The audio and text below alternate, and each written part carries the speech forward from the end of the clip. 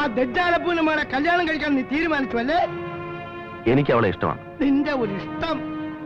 ഈ ദജ്ജാലപ്പൂ ആരാണെന്ന് നിനക്കറിയാമോ? അങ്ങാടി പിള്ളേരോടൊപ്പം എച്ചിലത പറക്കുകയും കടത്തിലേക്ക് കിടന്ന് ഉറങ്ങി വളർന്നവനാണ് അവൻ. 10 ചില്ലിക്കാശിന് വേണ്ടി ആരെ എന്ത് ചെയ്യാൻ പഠിക്കാത്ത നീചൻ. എടാ, നിന്റെ റംലത്തിന്റെ ഉമ്മ മരിച്ചെങ്ങനെയാണെന്ന് നിനക്കറിയാമോ? വേറും ഒരു തേങ്ങയുടെ തർക്കത്തിന്റെ പേരിൽ പൂർണ്ണ ഗർഭിണിയായിരുന്ന അവളെ ഒറ്റ ചവിട്ടിൽ കൊന്നു കളഞ്ഞാണ് അവൻ. ദജ്ജാലപ്പൂ തെറ്റ് ചെയ്തതിന് റംലത്ത് എന്ത് പഴിച്ചു? അവളൊന്നും പഴിച്ചില്ലടാ. പക്ഷേ നിന്റെ പെങ്ങൾക്കൊരു കല്യാണാലോചന വരുമ്പോ ആങ്ങളെ ദജ്ജാലപ്പൂവിന്റെ മരുമോനാണെന്ന് പറയുന്നത് എനിക്ക് ഒരു നാണക്കേടാണ്. ബാപ്പ ഇത്രയ്ക്ക് പറയുന്ന സ്ഥിതിക്ക് നിനക്ക് ആ ബന്ധം വേണ്ടെന്ന് വെച്ചുകൂടെ സുൽഫി? ഞാൻ അവളെ സ്നേഹിച്ചു പോയിമ്മ. എന്നാ അത് തന്നെ നടക്കട്ടെ. പക്ഷെ ഒന്ന്, ദജ്ജാലപ്പൂവിന്റെ മരുമകനാകുന്നതിന് മുമ്പ് അബ്ദുള്ള കുഞ്ഞിയുടെ മകൻ മരിച്ചിരിക്കണം. ദജ്ജാലപ്പൂവിന്റെ മോളെ കല്യാണം കഴിച്ചിട്ട് ഈ വീട്ടിലേക്ക് കയറി വരാമെന്ന് വിചാരിക്കണ്ട. ഈ വീടുമായിട്ടുള്ള നിന്റെ എല്ലാ ബന്ധങ്ങളും ഇതോടെ അവസാനിച്ചിരിക്കുന്നു. ബാപ്പ ഇത്രയൊക്കെ പറഞ്ഞിട്ടും നിന്റെ തീരുമാനത്തിൽ നിന്ന് മാറാൻ നിനക്ക് പറ്റുന്നില്ലേ? മോനെ, പൊയ്ക്കോ, നിന്റെ ഇഷ്ടം പോലെ ചെയ്തു. ഇനി എന്റെ മയ്യത്ത് കാണാൻ കൂടി നീ ഈ വീട്ടിലേക്ക് വരുന്നത് എനിക്ക് പൊരുത്തമല്ല.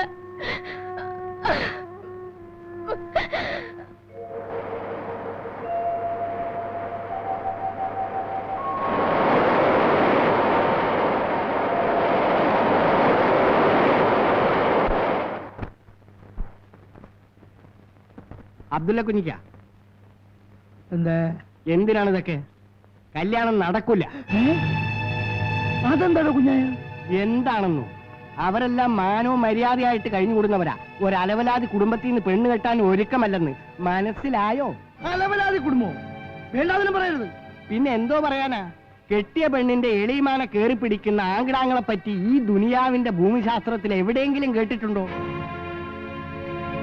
സുൾഫിക്കറിന്റെ കഥകൾ ഈ നാട്ടിൽ മുഴുവൻ പാട്ടായിരിക്കുകയാണ്.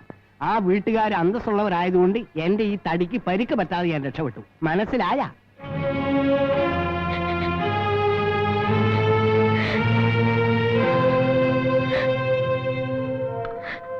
നീ എന്തിനാ കരയുന്നത്? നേരത്തെ പ്രതീക്ഷിക്കാത്ത ഒന്നും നടന്നിട്ടില്ല.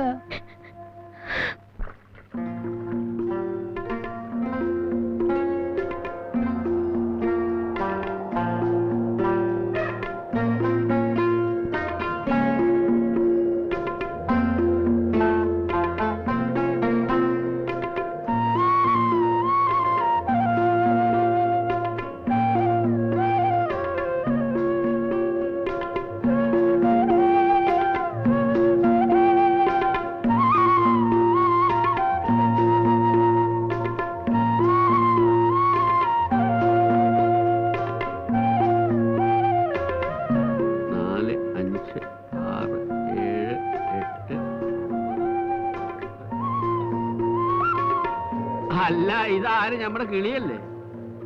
പഞ്ഞിക്കെട്ട് വെള്ളത്തിൽ വീണ പോലെ ആയല്ല. എന്ത് പറ്റി? നമ്മുടെ പഴയ കിളിയിലേക്കുന്നു. സുൽഫിക്ക പോയതോടെ ബസ്സിലെ ജോലി പോയി. ആകെ പരുവല്ല. ചായ കടന്തരോ മാഷെ? ഇന്നൊരൊക്കെ നാളെ കട. അതാണ് ഇവിടുത്തെ നിയമം. ജോലിയൊന്നും ഇല്ലെങ്കിൽ ഒരു കാര്യം ചെയ്തോ, ഇവിടെ കൂടിക്കോ നമ്മുടെ ഒരു സഹായത്തിന്. നിന്നോ പകയാ. ശമ്പളവും കിമ്പളവും കിട്ടിയില്ലെങ്കിലും തീറ്റയ്ക്കൊന്നും ഒരു മുട്ടും വരില്ല.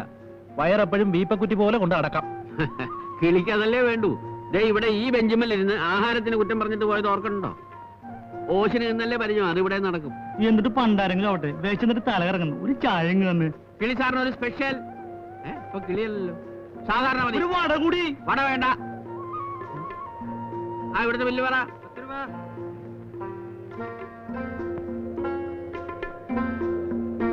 സാറ് നാളെ വരണം.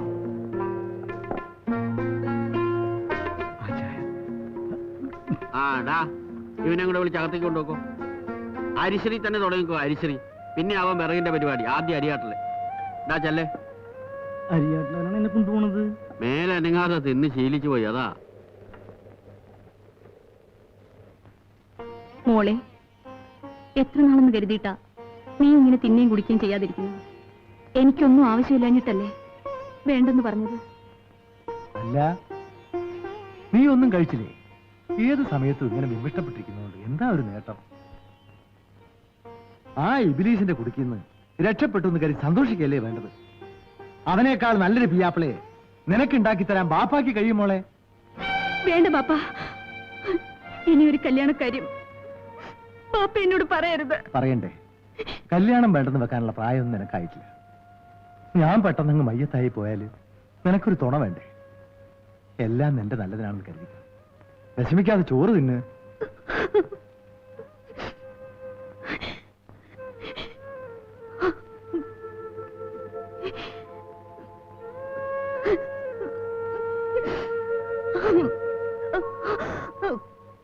നിങ്ങളുടെ മകൾ റംലത്തിനെ നിങ്ങൾ എനിക്ക് നിക്കാഹ് കഴിച്ച് ഭാര്യയാക്കി തന്നതിനെ ഞാൻ സ്വീകരിച്ചു പൊരുത്തപ്പെട്ടു. തട്ടുണ്ടോ? നേരെ പിടിച്ചു. പേർക്കെന്നല്ല തട്ടൊക്കെ ഇടുന്നൊരു കാര്യം എന്ത് മോളെ. സമയായി മോളെ, പുറപ്പെട്. വരൂ.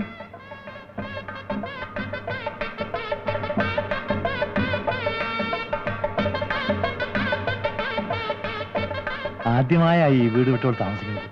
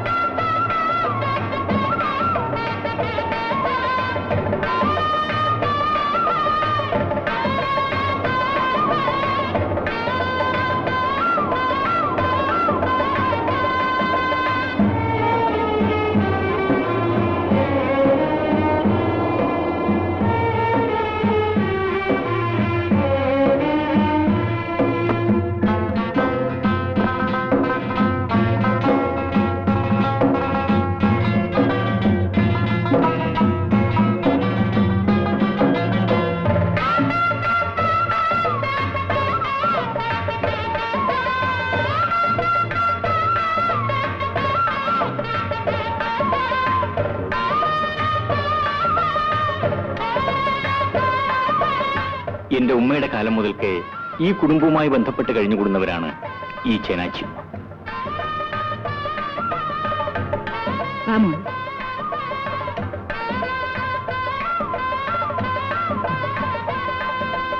ഇരിക്കുമോ?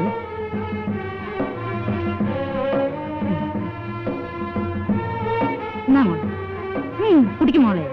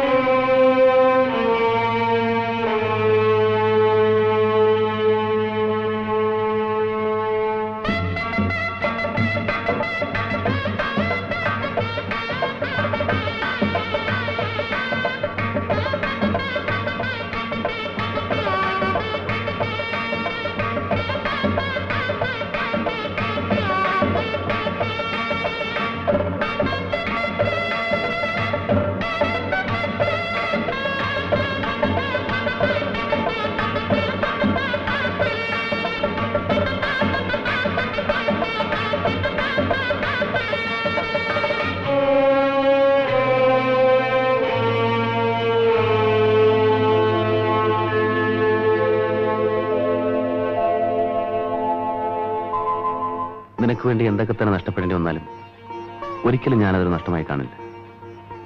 ഈ ദുനിയാവിലെ എന്റെ ഏറ്റവും വിലപ്പെട്ട സ്വത്ത് നീയാണ്. സത്യം. സത്യം.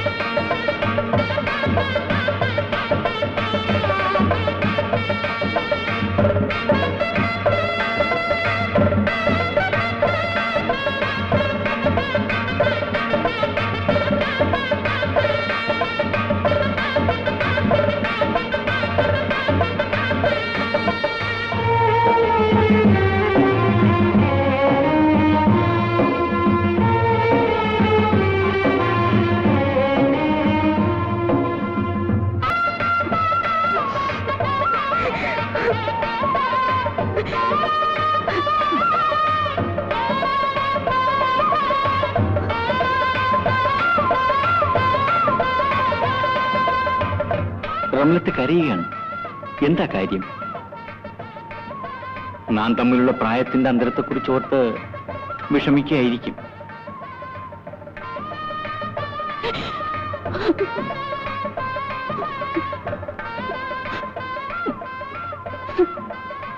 ഒരുപക്ഷെ നാം ഒരുമിച്ച് ജീവിക്കണമെന്ന് പടച്ചവന്റെ വിധി ഉണ്ടാകും. ഇങ്ങോട്ട് നോക്ക്. ദയവ് ചെയ്ത് എന്നെ തുടരുത്. തൊടാൻ പാടില്ലാത്ത സമയമായിരിക്കും. അതുകൊണ്ടല്ല, ഞാൻ മറ്റൊരാളുടെ ഭാര്യയാണ്. അയാൾ നിന്നെ മൊഴി ചൊല്ലി ഉപേക്ഷിച്ചില്ലേ?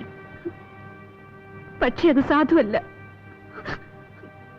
ഞാൻ ആ മനുഷ്യനിൽ നിന്നും ഗർഭിണിയാണ്.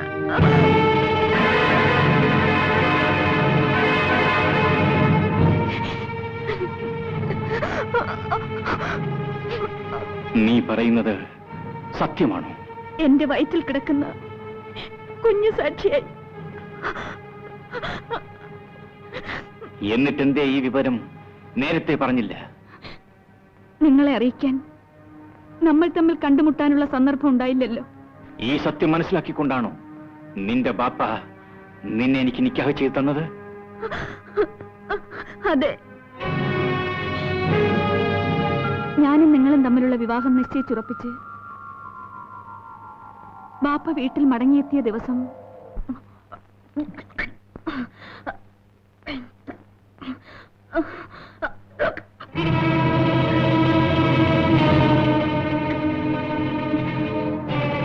നീ ഈ മാസം കുളിച്ചില്ലേ മോളെ? എന്താ ഒന്നും മിണ്ടാത്തെ? കുളിച്ചില്ലേ? ഇല്ല. ഈ ചതിച്ചോ ഇല്ല? അറിയുമാ അറിയുമാ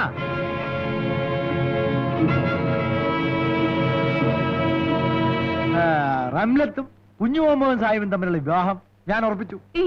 ഉറപ്പിച്ചു? പക്ഷേ അത് നടക്കില്ല. നടക്കില്ലേ? അതെന്താ? റംലത്ത് സുൽഫിക്കറിൽ നിന്നും ഗർഭിണിയാണ്. റംലത്ത് ഗർഭിണിയോ? അതെ. ചെയ്യരുതാത്ത പ്രവൃത്തികൾ എന്നെ കൊണ്ട് ചെയ്യിപ്പിച്ച് സുൽഫിക്കറിൽ നിന്നും റംലത്തിന്റെ മൊഴി വാങ്ങിയതിന് പടച്ചോൻ നമ്മെ ശിക്ഷിച്ചിരിക്കുകയാണ്. ആർക്കും ദജ്ജാൽ അബുവിനെ ശിക്ഷിക്കാൻ കഴിയില്ല. എന്ത് തന്നെയായാലും റംലത്തും കുഞ്ഞു മുഹമ്മദ് സാഹിബും തമ്മിലുള്ള കല്യാണം ഞാൻ നടത്തും. ആ കല്യാണം നടത്താൻ പറ്റില്ല. നടത്താൻ പറ്റില്ല. കാരണം ഞാനിപ്പോ സുൽഫിക്കയുടെ കുഞ്ഞിന്റെ ഉമ്മയാണ്. അതുകൊണ്ട് തന്നെ ഈ വിവാഹം എത്രയും വേഗം നടത്തിയേ മതിയാകൂ. ഒരു സ്ത്രീക്ക് 2 ഭർത്താക്കന്മാരോ? ഞാനിപ്പോഴും സുൽഫിക്കയുടെ ഭാര്യയാണ്. ബാപ്പ പറയുന്ന വിവാഹത്തിന് നിയമം എതിരാണ്. എന്റെ ഒരു നിയമം എനിക്കതൊക്കെ പുല്ലാടി. നിയമത്തിൽ തൊട്ട് കളിക്കുന്നത് അപകടമാണ്. ഗർഭിണിയായ പെണ്ണിനെ മൊഴി ചൊല്ലാൻ പാടില്ലെന്നാണ് ഇസ്ലാം കൽപ്പിച്ചിട്ടുള്ളത്. അഥവാ ചൊല്ലിയാൽ തന്നെ നിയമപ്രകാരം ആ ബന്ധം അറ്റുപോവില്ല. സുൽഫിക്കയുടെ കൂടെ അല്ലാതെ മറ്റൊരു പുരുഷന്റെ കൂടെ ഞാനിനി ജീവിക്കില്ല. എന്റെ ഒരു സുൽഫിക്ക സ്വന്തം ഇളയമയെ കയറി പിടിച്ച ആ നീതിനെ കുറിച്ചാണോ നീ ഇത്ര പൂഴ്ത്തി സംസാരിക്കണം? അത് ബാപ്പി എളിമയും കൂടെ ചേർന്നുണ്ടാക്കിയ കെട്ടുകഥയല്ലേ? എന്റെ മൊഴി വാങ്ങിയെടുക്കാൻ എടുത്ത തന്ത്രം. അപ്പം നീ അത് മനസ്സിലാക്കിയിരിക്കുന്നു. എന്നാലിനി ഞാൻ ദജ്ജാലബുവായിട്ട് തന്നെ സംസാരിക്കാം. നീ ഗർഭിണിയാണെന്ന് സത്യം നമ്മൾ 3 പേരല്ലാതെ 4ാമതൊരാൾ അറിയാനിട വന്നാൽ ഒന്നും നിന്റെ മൊയ്യത്തായിരിക്കും.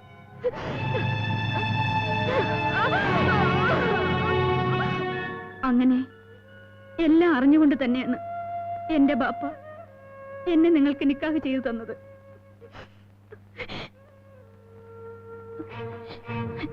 നമ്മുടെ നിക്കാഹിന് മുൻപ് എനിക്ക് വിഷം കഴിച്ചോ ആറ്റിൽ ചാടിയോ മരിക്കാമായിരുന്നു. പക്ഷേ എന്റെ വയറ്റിൽ കിടക്കുന്ന കുഞ്ഞിനെ കുറിച്ച് ഓർത്തപ്പോ ഞാൻ ആകെ തളർന്നു പോയി. നിന്റെ ബാപ്പ ഇത്രയ്ക്ക് ക്രൂരനാണെന്ന് ഞാൻ അറിഞ്ഞിരുന്നില്ല. തന്റെ ഇടവും ആണത്വമുള്ള ഒരുത്തനെന്ന നിലയ്ക്കാണ് ഞാൻ അയാളുമായി സഹവസിച്ചത്. ഈ വിവരം പുറത്ത് 4 പേരറിഞ്ഞാൽ തുറന്നു പറയുന്നത് കൊണ്ട് പരിഭവം തോന്നരുത്. എനിക്ക് എന്റെ കുഞ്ഞിന്റെ ബാപ്പയോടൊത്തു തന്നെ ജീവിക്കണം.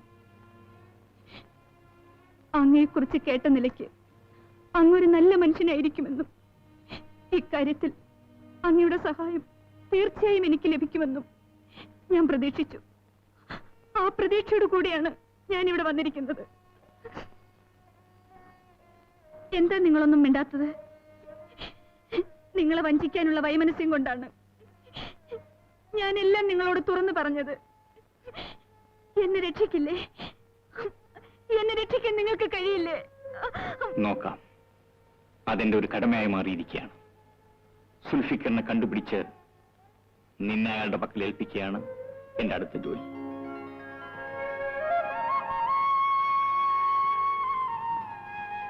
ശരി, നീ ഇവിടെ കിടന്നുറങ്ങിക്കോളൂ. നാളെ കാണാം.